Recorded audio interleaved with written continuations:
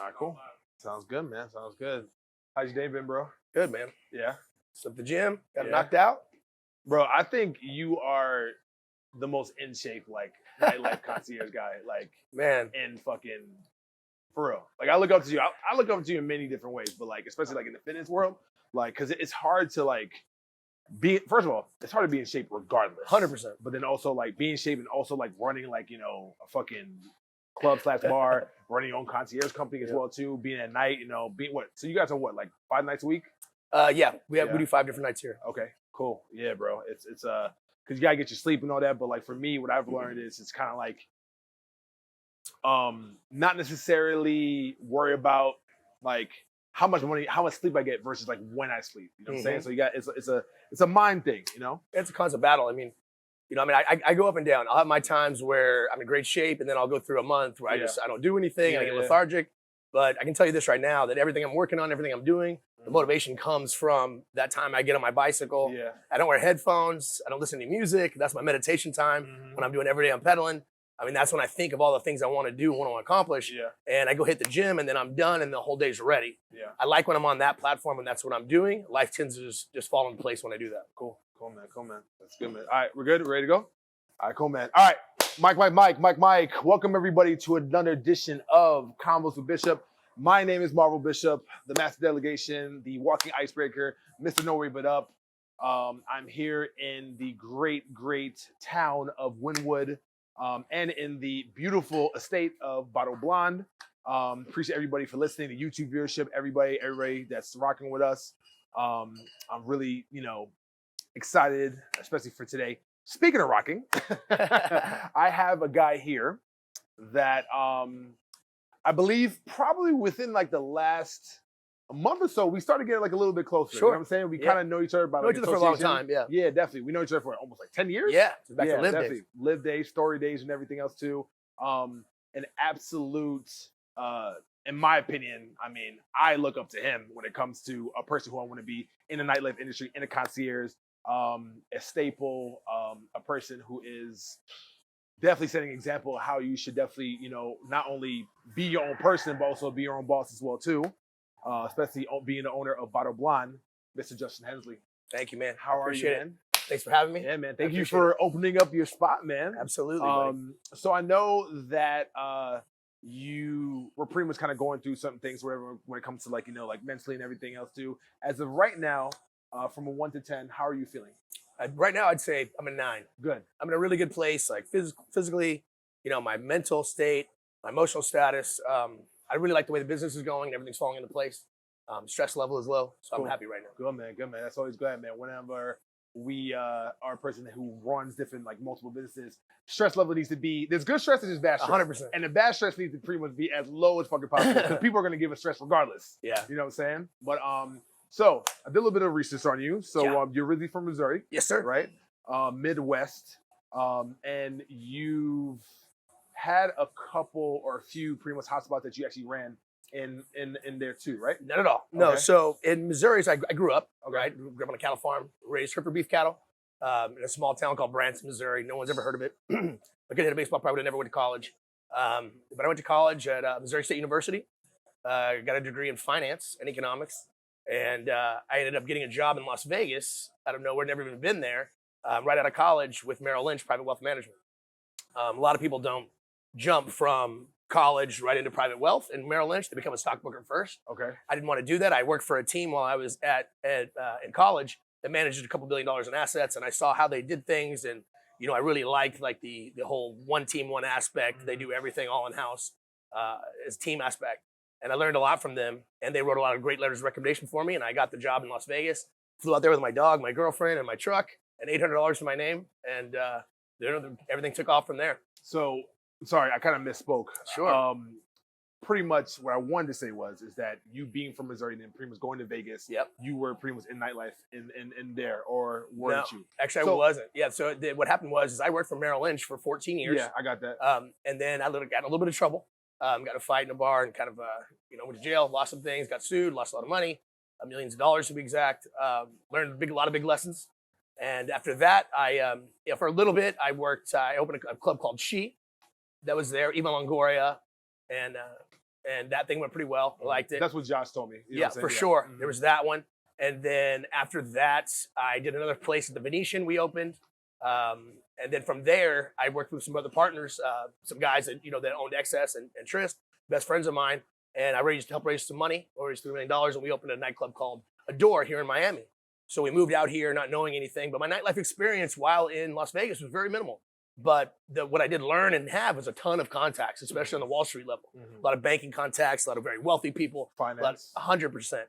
And that's translated into what my business is now. That's my niche clientele. But then moving out here, the Club Adore did not work. Did not work out. The guys from Vegas came out here. We came in a little hot and heavy, and people didn't take it too well. Yeah. And I'm the only one last man standing. After that, I went to work for Roman Jones, great friend of mine. Shout out to Roman. He was there for me, took me in, said, "Hey man, we'll give you a shot. Let's see what you can do." And I obviously just really crushed it right out of the gates. A little while into that, Dave Grutman came calling, and is a great mentor of mine as well. And I went to work for them for a couple of years, director of VIP services. And I worked under the two guys that really taught me everything that I know about the true nightlife business in Miami is Mo Garcia and Jojo LaHood. Those are two of my best friends, and those are the two guys that really taught me and got me to who I am today as far as working in a nightclub. So do you think that you are a man that definitely knows what it is to be when you have great up and great downs? Man, I tell you, that's the one thing about my life. And I've gone through the greatest peaks and the greatest valleys, and it seems like somehow, some way, I always find a way to bounce back and make the best out of it. And some of the greatest successes I've had in my life were at times when I was at the lowest. So please talk to me about that. Sure. So again, while I was here and I was working for Living a Story, went through another couple little issues, and had to leave working for that company, and kind of trying to figure out what I wanted to do. And I didn't want to be a host. I didn't want to be a promoter. I didn't want to be a manager. I knew I wanted to own my own business somehow. And this is about 7 years ago. And that's when I looked at Mike Gardner, who owns Headliner Group, right? Shout out to him. And I saw he was the one person that I looked up to that had, and a great guy, and I'm good friends with him and learned a lot. But I saw that he created a brand. And I was like, that's what nobody else in Miami has. It's just Headliner Group, that's it. There was no real brand of a team that you hear that name, that you're gonna get, the best parties, you're gonna get the hottest girls, you're gonna get the greatest experience. And I wanted to create that, but take it to another level. Okay. So that's why I came up with the idea of creating Rockstar. And what I wanted to do was I wanted to go out in nightlife and find the guys who were the best at what they do in that genre. And I found them. And I was like, guys, trust me. My partner J-Rock, a good friend of mine, Mitch, Ecam, there's lots of guys that kind of followed me and went with me, and they left their other jobs. And during that time period, my old friend Roman Jones and Aris, who were huge supporters of mine in the beginning, they had just went through some issues with Mokai. It got shut down, and they were getting ready to reopen it. And I, met with Roman. I was like, man, give me a shot. I have an idea. I'm creating this new, this new team, this new, new way of doing a party. And I came up with the idea of Rockstar Mondays. And I was like, let's reopen and let's kick this thing off. And, we did it. My friend Matt Zingler helped me in the beginning. We booked some huge talent. And, for 7 years in Miami, including still today, we still own Mondays. And it's that whole Rockstar lifestyle thing that we created. It worked out to our advantage. Yeah, the one thing that I've realized when it comes to like the Rockstar Lifestyle Entertainment, right? That is really, really telling for me is that, number one, there's way too many fucking concierge companies here. Oh yeah, for sure. like for real. Like no shade or anything like that, but not just anybody can pretty much do a concierge company. Like we talked about this even beforehand. And also too, whenever you have a company and you have a brand to pretty much cater to a certain level of clientele, you have to have a certain approach. Of course. So if you can talk to me about that as far as like keeping that level of integrity, keeping that level of standard of professionalism within your brand. Well, first of all, Rockstar and that company is all we do is we do events and parties, right? That's my partner J-Rock and I, we own that together. And, we've been doing that all along. That's where we do partnerships with nightclubs where we'll take 20%, then 80%. And, we do those events and parties. The separate side of our business is Rockstar, Rockstar Lifestyle Concierge. And if that's the business where we do, all the clients that are coming to our parties, we also do the private jets, we do the yachts, we do the cars, we do the, the houses. One of your clients is Vegas Dave, right? Absolutely. Yeah. Very good friend of mine. Okay. Cool. So we try to do all encompassing, just like I did in finance. I wanted to be everything. So if I did your mortgage business, I did your estate planning, I did your financial planning and your portfolio management, I do the same thing now. I want to do all those things for you when I have these these people that are, with $100 million come here and want to go and party, and they want to have they expect a certain level of professionalism, and that's what we give them. But we also give them the wild, fun party side, and that's the Rockstar side. So when you pretty much working for Merrill Lynch and having those types of deals and also that experience, do you believe that being able for somebody to spend a shit ton of money with you, they also need to trust you with their money as well? 100%. So didn't that prepare you? It did in a lot of ways. And I tell you what, the greatest thing I have is loyalty of my clientele. Anyone that knows me and have seen me through the years, you'll see the same guys that I deal with now, I've been dealing with since the beginning. Yeah. And I really haven't had anybody leave me, ever. I mean, maybe one or two, and that's, they weren't a big deal, but I have a very great, strong, loyal group of people that come to me all the time, and it's because that I care. And I think that's a big thing that a lot of people in Miami do. They're too carried about just making money and about pushing people to get what they can. And I'm the opposite. I think if I give you the best time and you can trust me and and I'm loyal, then I'm going to have your loyalty for the rest of your life. And that's how it's worked for me so far. Relationships over transactions. Absolutely, man. Relationships over money. Yeah. And then the money comes. The money's been coming. Okay, so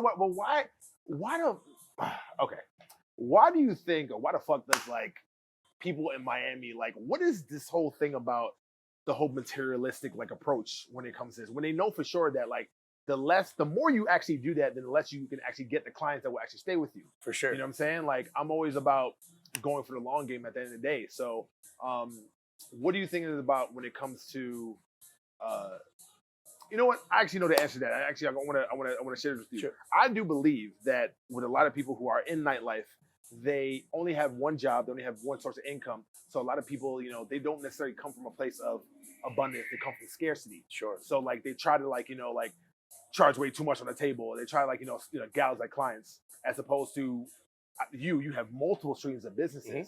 So you never ever come from a place of scarcity. You come from abundance. Mm-hmm. So when you do come from a place of abundance, you worry about the relationship of the clients. Does that make sense? Absolutely. The key that I've learned is to learn how to manage people's expectations. Mm-hmm. So your clients, they're going to let you know what they want to do up front. When I create an itinerary for someone, and I let them know what those things are going to cost, so they know ahead of time what to expect.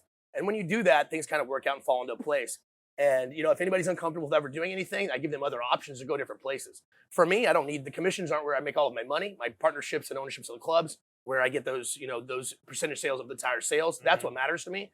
Mm-hmm. The commissions are cherries on top and things like that. Okay. So for me, it's about throwing the best party and making the greatest party. The clientele that become a part of it, they see that aspect of it where I'm not just pushing them to their sales. I'm concerned about the entire party and making it look good. And I think they respect and they like that. And a lot of my clients, I can tell you some good names like, Don Worley. Mm-hmm. I can go through the list, Josh Kirkland. Mm-hmm. A lot of these people like this that have been with me for so long, they literally will go to me wherever I'm at just to support me. And they do that because they see the business that I've created in such a short period of time. And, gone from nothing. And I created this out of my mind to doing multiple, several $1 million in revenue every year. Ooh. And that's pretty rare in the city. Yeah. That's pretty unheard of when it comes to the concierge realm, for sure. Honestly, I mean, I'm not there yet, but I'm going to be. You know what I'm saying? Okay, so don't want to necessarily get into the whole business and partnerships just yet. Yep. But there is a conversation I want to have with you, and I do think this is great to have you. So to have you have this conversation with me, part of the conversation. One of the biggest things that I fucking respect about you, bro, and also J-Rock and other people that you have, is that the way and the integrity that you treat women. Of course. It is... You do it the best, in my personal opinion. You probably personally seen it, but I've seen things where concierge hosts, whatever, not to name any names, but they treat women like trash. Absolutely. And that necessarily bothers me because dog, number one, they're fucking human beings. They deserve the world. You know what I'm saying? When it comes to them coming in and having the experiences, but at the same time too, the way that you treat women in this space is pretty much how you be able to attract the clients. Absolutely. You know what I'm saying? So, have you seen that? And have you? Yeah, I mean, I'll tell you the thing for us is, and J-Rock's the same way, and first of all, anything I do it with him. He's my partner. I run things by him. We make the certain decisions. We wanted Rockstar from the beginning to be about women, beautiful women, and having them there. And we even had a modeling company in the beginning that helped us work.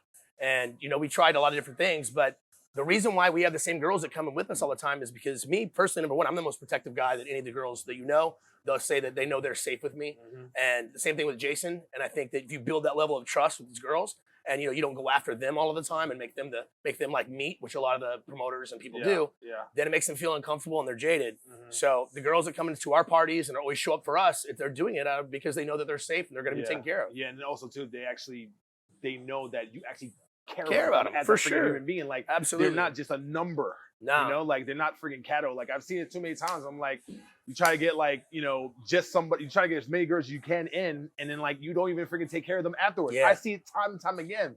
So I've never necessarily experienced the promotion side, Sure. or like working at clubs. I did security at Mhm. Story, but I'm just pretty much looking at it from like from a bird's eye view, and to see how I can be the best businessman when it comes to inviting women and also creating safe spaces as well too. Mhm.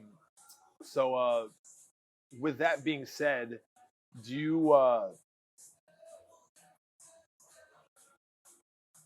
what do you think when it comes to like with women and girls when they do come into these establishments, like what's the one thing other than protection, like what is the one thing that they look to desire? I think to be treated like they're special. Mhm. And I try to give not just the women, but the men the same Yeah. thing. I want to treat my clients like they're special.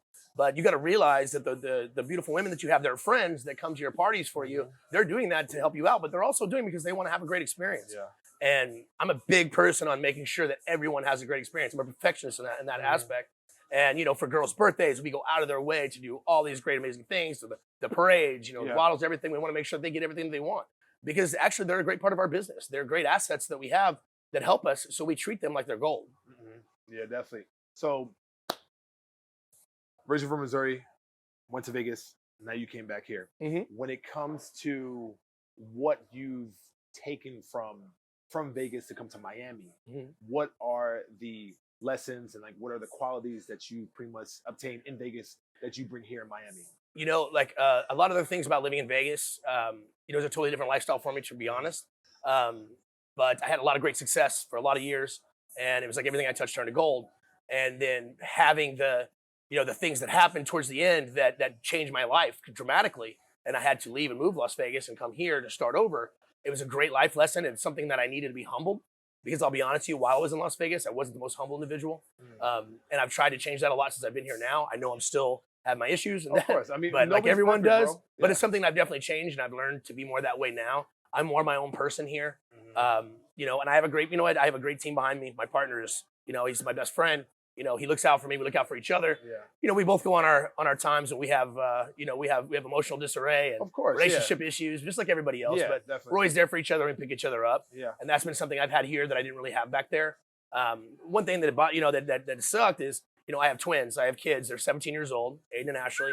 They're just started. We're about to be seniors in high school. Okay, cool. And I go back every 6 weeks to see them, spend a week or two with them all the time. I have great relationships with them, but I miss being there. I miss being there for them. But unfortunately, this is where my business is, and where the financial windfalls that I've had have all been in Miami. So Yeah, and they understand that. Yeah, those are the levels of sacrifice Yeah. as men that we have to do for our kids to For pretty much sure. provide the lifestyle. Mhm. Not only for your kids and pretty much for the. I'm pretty much sure you're not with the child's mother right now. No, right? Okay, but yeah. very good But- friends. but very good friends. Haven't Whatever. been together for Yeah, over but then decades. also too, like to also provide a lifestyle for them as well Sure, too, and absolutely. to build that. Yeah, talk to me about the sacrifices. Other than that, I think, leaving behind some of the people that I had great relationships back there for, and coming here not knowing anyone, that was very difficult. And in the beginning in Miami, I'll be honest with you, it was hard to get the right relationships.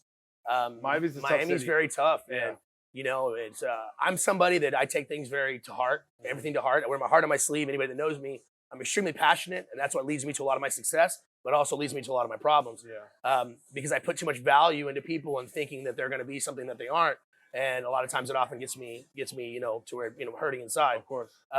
So that's something that I've had to deal with since I've been here, and that's a sacrifice of the quality of people here. Unfortunately, is a little off sometimes. Yeah, but just like in anything, you can definitely find diamonds in the rough. Of course, You and I know? have. And, Yeah, I've been very blessed in that aspect. So speaking of that, you met J-Rec. No. Where did you meet J-Rec? I've known Jason since I don't even call him J-Rock. I just call him Jason. Okay, so his real name's Jason. See, I didn't even know that. Yeah, absolutely. Like, yeah. Okay. No, yeah. He and I've been friends for like 17 years. Okay, cool, Like cool. way before. He knew me back when I lived in Merrill Lynch and in Vegas. We hung Shit. out all the time. Okay. And I moved out here first. He came after. Mhm. And then, we both kind of got into he was a club owner in Tampa and came out here. And, we both started trying to get into, working in nightlife. And obviously we're such good friends and we know a lot of the same people.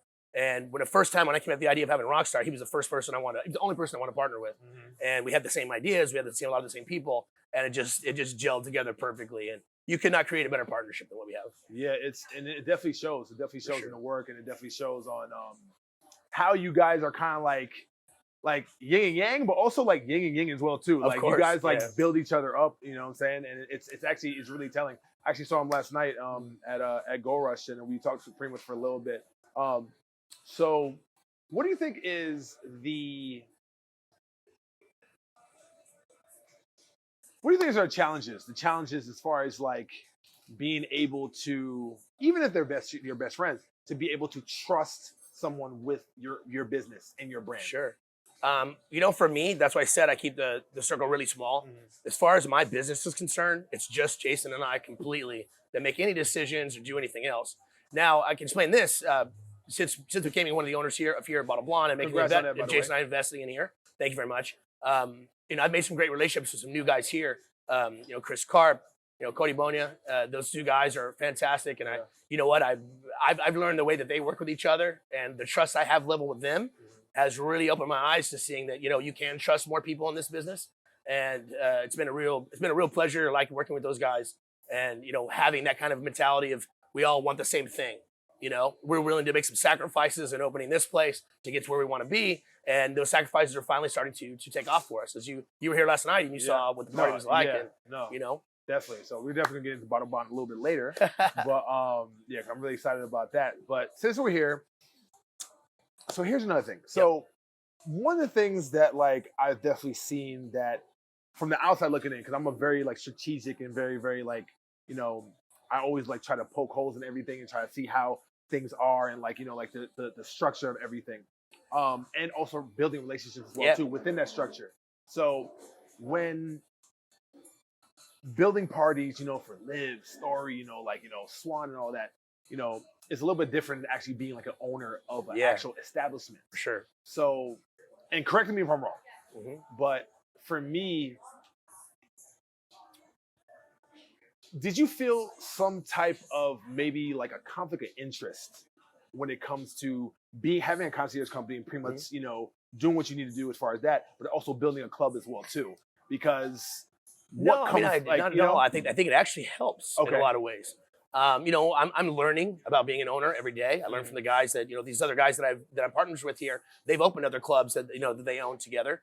And, I'm seeing how they're doing it and I'm adding in, my expertise and Jason's adding in his. And I think it's really going to it's making something incredible. There's no conflict of interest at all because the concierge side of my business, those are the clientele. That's where the money comes from.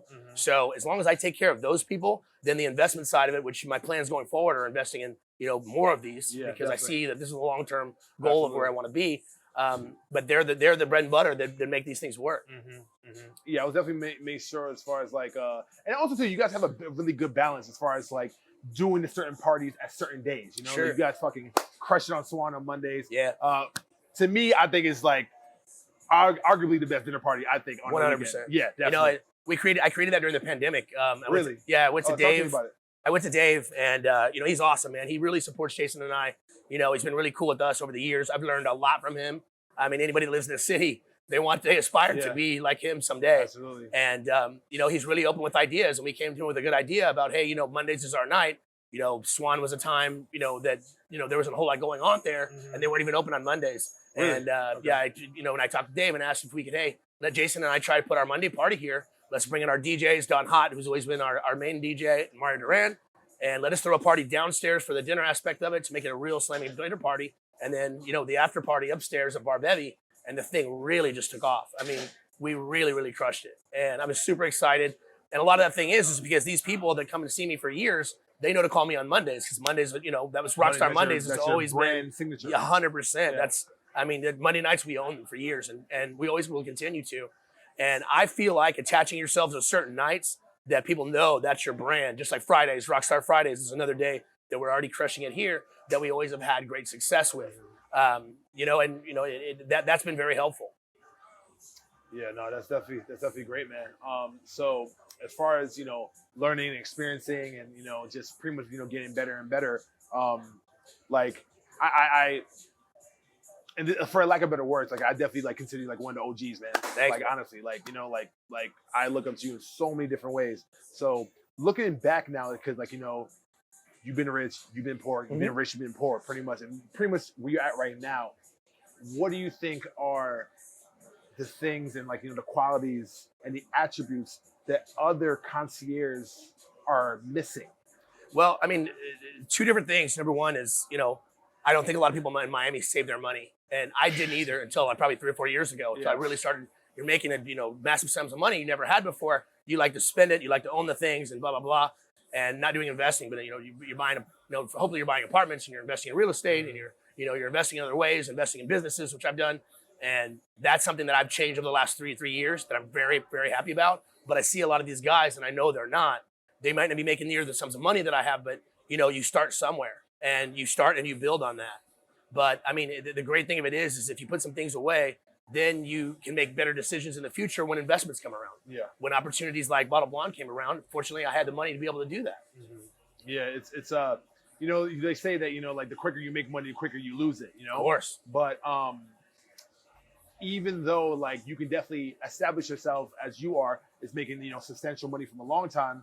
You should really like seize the moment when you do make this type of money, because not everybody, like we're pretty much part of like the 5% of like Miami or maybe even the United States. Without question. So when we do have opportunities and all that stuff, you got to seize it. And I do think like your upbringing in Missouri has pretty much prepared you for that. Yeah, for sure. What I'm saying? Absolutely, from an investment aspect. Yeah, man. It's and I've learned because I actually spoke about this on the last episode I did. I actually released that I worked that story and I made like a shit ton of money at one time, but I was stupid with it. But now that was me the first. That was me the first 6 or 7 years I lived here. yeah. But it's things that I'm saying you learn. Like there are never ever mistakes. It's only lessons. It's only a mistake if you don't learn from it. Of course. You know what I'm saying? So now speaking of the lessons that you have learned, I believe that all the lessons you've learned has pretty much prepared you into becoming a great owner of your first establishment, which is the club in Bottle Blonde. Sure. So I really want to dive into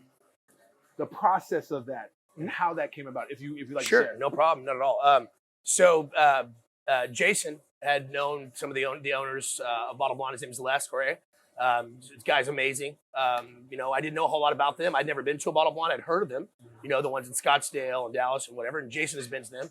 They actually approached him about, they wanted somebody that knew the Miami landscape and that could also bring, the Miami feeling, the Miami touch to Bottle Blonde and make that synergy. And they thought that we were the best for that. I didn't meet them until I was actually doing a party in Puerto Rico. We did the Miami takeover, Rockstar lifestyle takeover in Puerto Rico.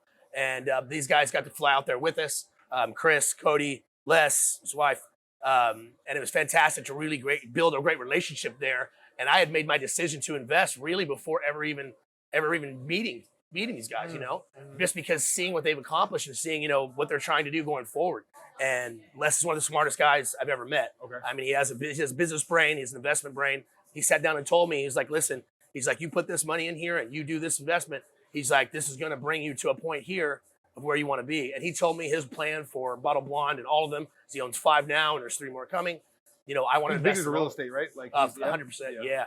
And another person that I look up to greatly. I may not have known as long, but very, very much look up to him.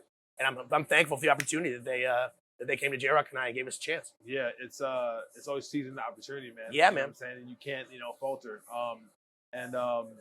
So speaking about seizing the opportunity and pretty much making decisions. As far as the balances you have between you and Jason, right? Who would be the person that is like the fire and who's the water? You know what? It's back and forth. Oh, it's back and forth. 100%. Hey, listen. Yeah, okay. We both have our moments when we're in lost causes for a minute, but the other one reels us back in. And listen, we work in nightclubs. We work in nightclubs, and we're partying and things like that. You have to be there for each other. And the good thing about us, we never seem to be doing things the same time. as the other. So when I'm not drinking, Jason's drinking, vice versa. And that's actually been something that's Speaking really of worked. which, I'm so happy you brought that up. Mhm. So this may be a little bit of a contradiction, Mhm. but I actually have a rule Yeah. for people who like work with me and work for me pretty much. One of the biggest things that I've actually given, like, as far as advice to like concierge people and promoters is that don't fucking drink. Yeah. Like, obviously they're going to drink, but I've seen it. I've worked at places, you know what I'm saying, everything else too, working security, and I've seen these promoters that literally like forget that, yes, like you're entertaining women, you're entertaining potential clients and all that, but you're working. For sure. Like you're working, like you're not providing the lifestyle, or you're not providing the experience for yourself. Yeah. You're providing it for others. Yeah, don't make it about them, not you. Yeah. Now the issue that we've found, and listen, Jason and I love to party. I mean, everyone knows that. But we've actually mastered the craft of how to do it with customers. Okay. So you're never going to see us unless we're out with customers or we're making money. I mean, that's me especially. Very rarely you would see me anywhere, drunk if I'm not doing it for a purpose. No, of course. But now there's certain clients that I will want to drink with, and there's some that I don't. I'll go through weeks without drinking, and then there'll be weeks where I'll drink for 4 days. It's just about trying to balance and controlling it. And for me, what I've changed over the last 6 months is, I'm trying to pick my spots. I'm only doing it once in a while. And, fortunately, Jason and I seem to never have the same spot. That's great. So one of us is always on point. That's fantastic. Yeah, definitely. And also too, like being on point is not only like, not drinking, and also, like making sure that you're hydrated, but also physically and also mentally as well too. Yeah, man. So I do believe that like you are a huge person and a huge advocate of mental health. Yeah. And I want to talk about, like your journey when it comes to mental health, because I'll be very honest too, like I've struggled with depression. I've struggled with anxiety. I've had suicidal thoughts and everything else too. And there's been a couple of times where I almost did it. No, I hear you. So I wanted to, if you would, share your experiences of that. No, I've anybody that knows me, I'm a very sensitive and emotional guy. And I seem like I have it together at all times, I'm very tough, etc. But I get down on myself sometimes, and I didn't realize what like real depression was. I just know that like sometimes I feel like I have the weight of the world on me. I mean, I have a lot of people that I take care of in my life financially, and I try to take care of everybody around me, my friends, everyone, and I try to be the rock for everybody. But a lot of times I feel like I'm literally by myself. I spend a lot of time alone. I always have. That's just how I am. And a lot of times I let that beat me. And it's taken, a long time for me to really learn how to deal with it and combat it. And for me, I've learned that, the exercising and my riding my bicycle and the gym and all those types of things, taking care of myself physically, it helps me deal with all that. I don't know, honestly, I don't know if it's stress or anxiety, but the pressure that I deal with, that I put on myself because I want to be the best. I hold myself to a certain level. And if my parties aren't the best, if my sales aren't the best, if everybody isn't having the best time, I'm not happy, and I'll beat myself up about it. But I've learned how to combat that by, I guess using that energy to work about exercising, work about, doing things that are going to be more healthy and take my mind off of that stress. And then it helps me, reload and get back to fight again. Yeah. So as a person who does wear his heart on his sleeve, because I do too. Yeah. How do you not take things personally when it comes to business? I do. I really do. But I know you do, and I do too. Yeah. But that can literally fucking kill us, Justin. Like, I know. But like, what are your like techniques, or like how do you deal with? You know what? Number one, and I am happy to say this and share it. But my best friend, my partner, Jason, he's very much different from me in that aspect. He's more calm, cool, and collected. Yes. He doesn't show his feelings to anyone. He's very chill. He's always been that way. And he knows me better than anyone. And he sees when I get upset, when I'm angry. He's the one person that can talk me down and get me back to a level state. And, I'm blessed to have him in my life for that reason. So he's the one that really keeps me, on a leaving key and not, taking things, getting too upset. Yeah, it's, and I think one of the ways that I actually like deal with it too is like, you have to have like, like amnesia. You got to have some type of like, you gotta let things go. Yeah. That was a hard thing for me for a lot of times. Yeah. If I'll get angry if something isn't working right, and I'll blow up, and I can't do that now. I'm an owner, and I can't. You're in a different position now, bro. You can't, lose your shit in front of your employees and everything, and make a big scene about something, a small thing.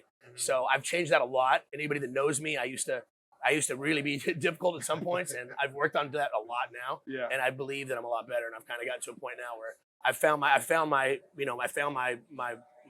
guess my stride, I guess. And then And I also took things personally too, like when clients did not like fuck with me anymore. Yeah. Honestly, like I really did. Like, you know, like especially when like you feel like you did everything right for them, you know, you're way more successful than me. So if you I don't know if you dealt with that as much as I have, but it's just something that like you gotta have a level of, okay, you know what, like it's, even though I do take it personal, but it's not personal to a level of for you to like just have your business like stifled. Yeah, no, I mean You know? that's honest. I've never had that really. Okay. I mean, I do take things personally. I've been very fortunate. I haven't lost any clients where they've gone with somebody else. Okay. I've had people that I don't see for a long time and whatnot, but they're not here dealing with another person. I've really had one relationship where that happened, and I believe I took it pretty well, and the guy ended up coming back to me anyway. Yeah. So, you know, I'm so good with my customers. I believe I'm a master of my craft in that respect, and you know, I really make them all happy, and I go out of my way. I'll do anything to make them happy, and they see that in me, and they see the fire and the passion, and I think that's why they stick with me. Now, have I had other letdowns and things that have made me mad? Of course.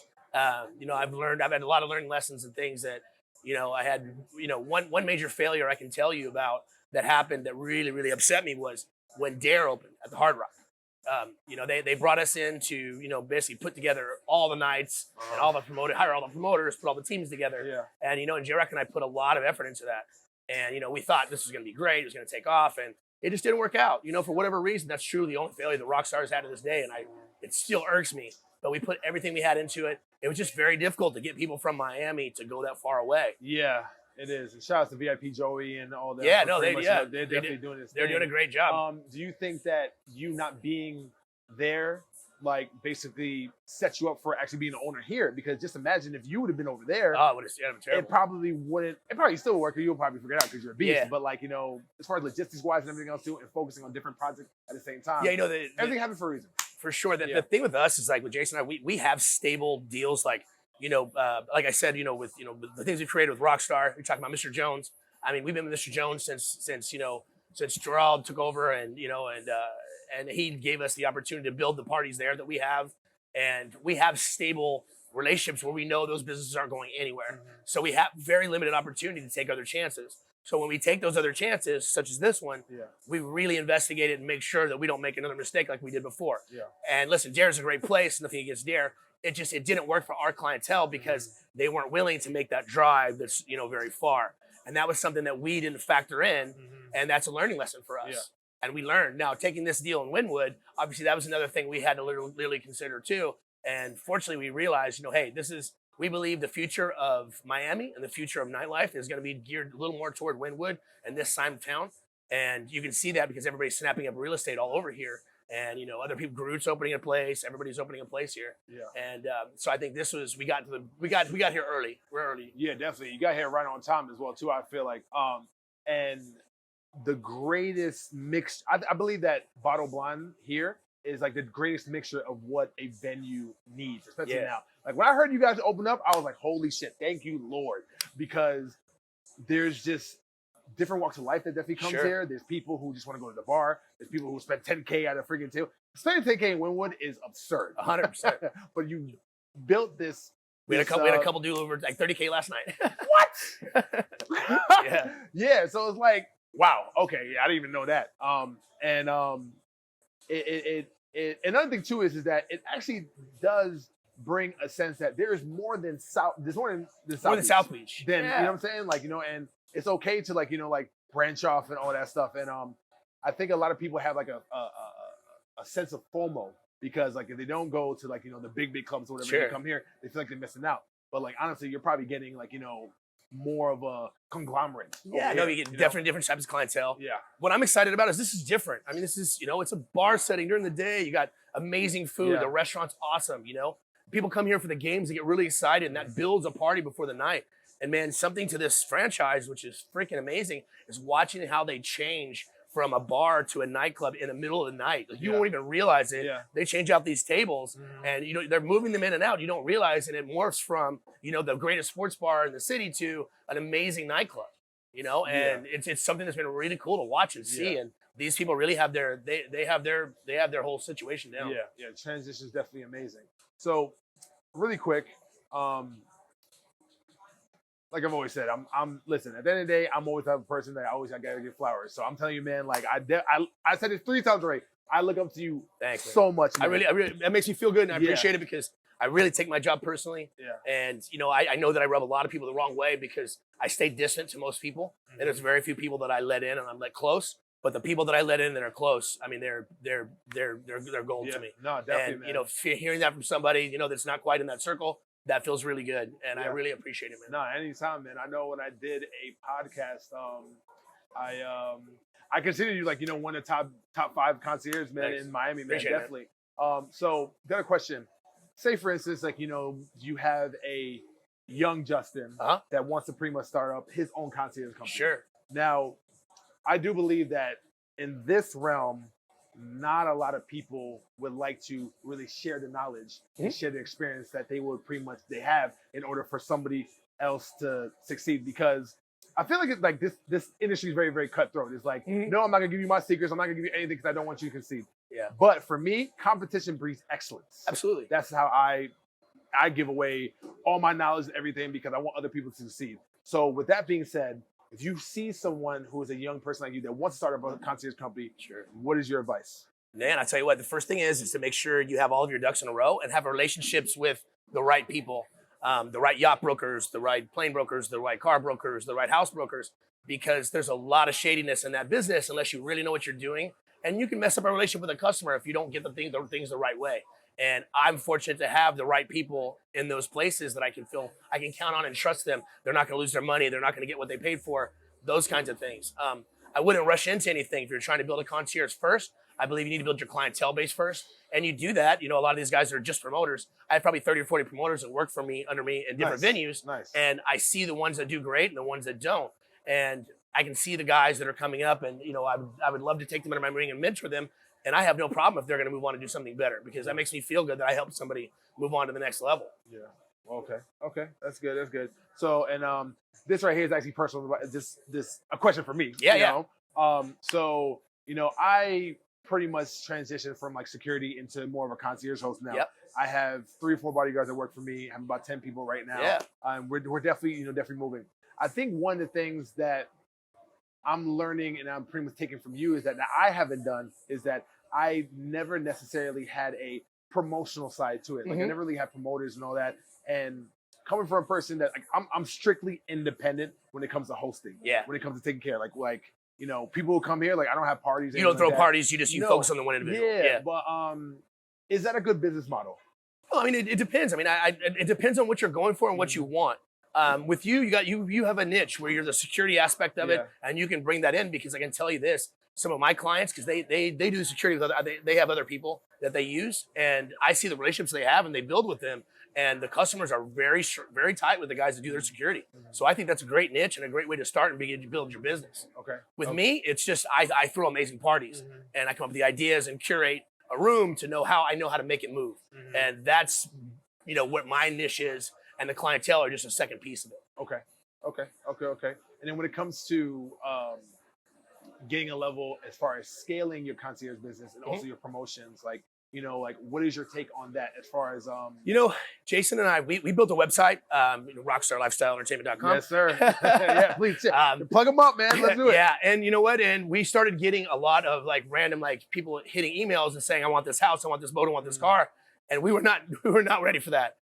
Because we're too busy throwing parties and that's our main business. Concierge side was much smaller and we weren't ready for it. And to be honest with you, we could have automated the business at that point, I believe. We could have gotten an office and, hired calling people and a call center. And we really could have built that business more. But he and I both decided that we want to stick the direction of doing what we do and throwing parties. And I believe Rockstar, the concierge side is great. The money is good.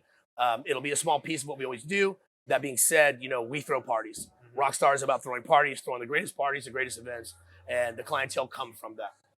Yeah, and then also too, you'll definitely get the concierge from throwing the biggest parties anyway. Absolutely. So it's it's hand in hand. Yeah. And a lot of business owners, don't necessarily really have that wherewithal and that attitude to pump the brakes. Yeah. Because a lot of people are like, oh man, more money, yo, let's fucking balls to the wall. If we would have kept going and with that side of the business, right after the pandemic, it was really heavy. Then if we would have automated and got an office, we probably wouldn't be doing this. Yeah, Facts. because we would have been focused on doing that. And that is one great business model. We just chose to go this direction and stay with what we know we're good at. And that brought this opportunity along. And there's going to be more opportunities to invest and own clubs. And that's kind of what we want to do going forward with our future. Yeah, man. This is fuck. I'm getting schooled left and right, man. I appreciate you, man. I appreciate it, man. Nah, definitely. Thanks for the opportunity. So a couple more things before we wrap up. It's definitely been phenomenal. I'm going to give you some names. Yep. And I would want to get the first thought, a couple of sentences pretty much. Go for it. Okay? David Grutman. Stud. Visionary. Roman Jones. A league of his own. A class act. An amazing man and a great person. Someone who looked out for me and has a great heart. Very different than a lot of people in this business. Mo. Mentor taught me a lot. When I was at my lowest living in Miami, he was there for me when nobody else was, him and JoJo. And I learned more about what I do now and how to act as an owner rather than who I was before when I was a crazy, moron before. And I give all kudos to him and JoJo on that. Let's see here. J-Rock.